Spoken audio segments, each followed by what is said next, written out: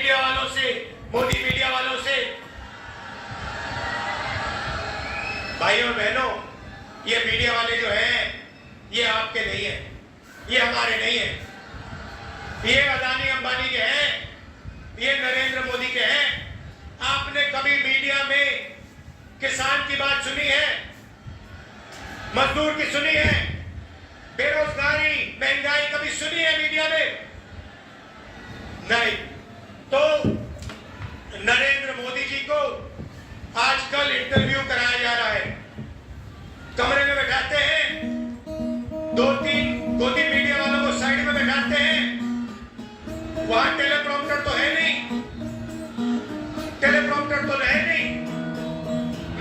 किसी ने मुझे एक इंटरव्यू भेजा, उसने कहा कि हिंदुस्तान में अमीर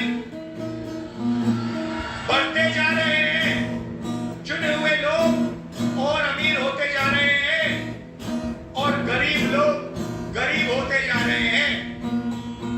पत्रकार ने नरेंद्र मोदी जी से पूछा कि आप इसके बारे में क्या सोचते हो कि अमीर होते जा रहे हैं और गरीब होते जा रहे हैं, इसके बारे में आप क्या सोचते हो? नरेंद्र मोदी जी का जवाब आता है, पकड़ के बोलते हैं, क्या सबको एक जैसा बना देना चाहिए? नरेंद्र मोदी जी चाहते हैं कि देश में अमीर लोग 22-25 लोग अमीर रहे और गरीब लोग गरीब रहे। भाइयों और बहनों, नरेंद्र मोदी जी ने 16 लाख करोड़ रुपया 22 लोगों का कर्जा माफ किया है। 22 लोगों का 16 लाख करोड़ रुपया, 16 लाख करोड़ रुपया मतलब 24 साल का मनरेगा का पैसा नरेंद्र मोदी जी ने 22 लोगों के जेब में डाल दिया। हमने कर्जा माफी की थी 70,000 करोड़ रुपए की। नरेंद्र मोदी जी ने 24 साल अगर कर्जा माफी हो तो उतना पैसा नरेंद्र मोदी जी ने 22 लोगों का कर्जा माफ किया। अब सवाल उठता है कि कांग्रेस पार्टी और इंडिया गठबंधन क्या करेगी? मैं आपको आज अमेठी की जनता को, माताओं बहनों को ये बताने आ रहा हूं, भाइयों और बहनों, अगर वो 22 अरबपति बना सकते हैं तो हम लोग, खड़गे जी, राहुल गांधी, अखिलेश यादव, हम करोड़ों लाखपति बना सकते हैं। अमेठी के गरीब लोगों से कह रहा हूं, अच्छी तरह सुनिए, 4 जून अमेठी के सारे गरीब लोगों की लिस्ट बनेगी।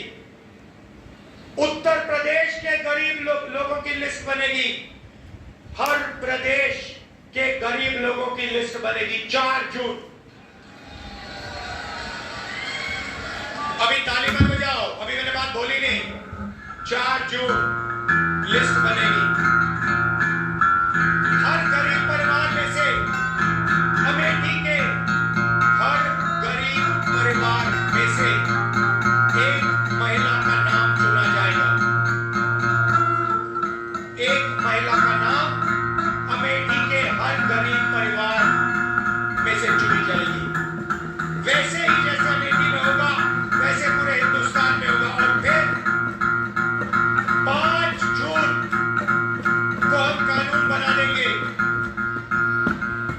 भाइयों और बहनों, अमेठी के हर गरीब परिवार में एक महिला चुनी जाएगी, उसके बैंक अकाउंट में साल का 10,000 नहीं, 50 नहीं, 70,000 नहीं, 80 नहीं, 90 नहीं, साल का 1 लाख रुपया बैंक अकाउंट में।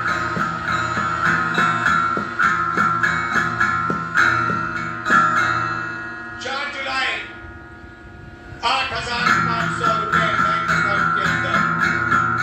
4 अगस्त 8,500 रुपए हर महीने पहली तारीख खटाखट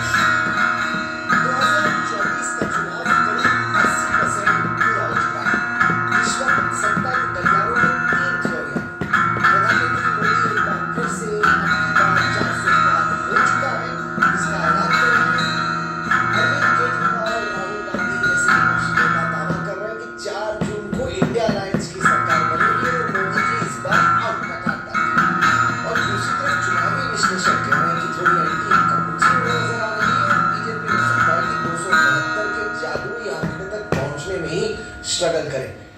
इस वक्त हकीकत आखिरकार है क्या, ये तो कोई नहीं जानता, लेकिन चर्चा करने के लिए और जानने के लिए कि क्या हो सकता है 4 जून को, इस वक्त हमारे साथ मौजूद है राजनीतिक विश्लेषक और देश की राजनीति पर पैनी नजर रखने वाले प्रशांत किशोर। प्रशांत जी, स्वागत है आपका। तो ये 3 थ्योरी कुछ दिनों तक बीजेपी के नेता 400 पार उस तरह से फर्स्ट 2 फेजेस में बोल रहे थे, थोड़ा सा कम हो। एक बार फिर से अब फर्स्ट फेज के बाद पीएम से लेके सारे बोले कि 400 पार होगा 400 पार।